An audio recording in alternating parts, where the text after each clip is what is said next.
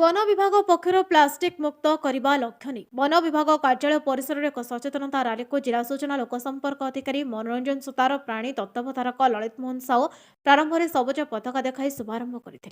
परिवेश परिसर को सुंदर करने लक्ष्य नहीं राधाकृष्ण मंदिर बणिया साई स्टेट बैंक छक गणेश छक बड़ बगीचा प्रधान पाठरे परिवेश सफाई कार्यक्रम कर वन विभाग पक्षर एक साधारण सभा आयोजन कर मुख्य अतिथि भाव वनखंड अधिकारी मगरधनाची राव से जोगदे परिवेश को प्लास्टिक मुक्त करने निमंते प्लास्टिक ठारू दूरे रहबा सहित परिवेश को सुरक्षित रखिबा उद्देश्य वक्तव्य प्रदान करथिले। कार्यक्रम में प्राणी तत्वावधारक ललित मोहन साहू वरिष्ठ नागरिक सभापति प्रफुल्ल महापात्र वनांचल अधिकारी दिव्यशंकर बेहरा निरंजन धरुआ राजा वासुदेव उच्च विद्यालय रेडक्रॉस देवगढ़ महाविद्यालय एनसीसी वन विभाग कर्मचारी और विद्यालय महाविद्यालय छात्र छात्री प्रमुख जोग देथिले।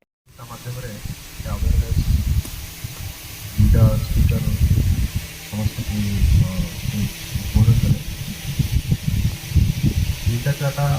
एडमिनिस्ट्रेटिव एनफोर्समेंट सब कही देवगढ़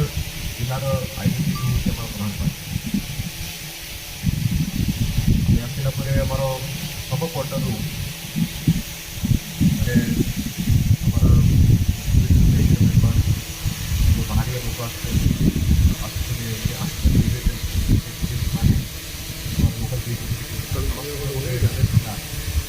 प्रधान पार्टी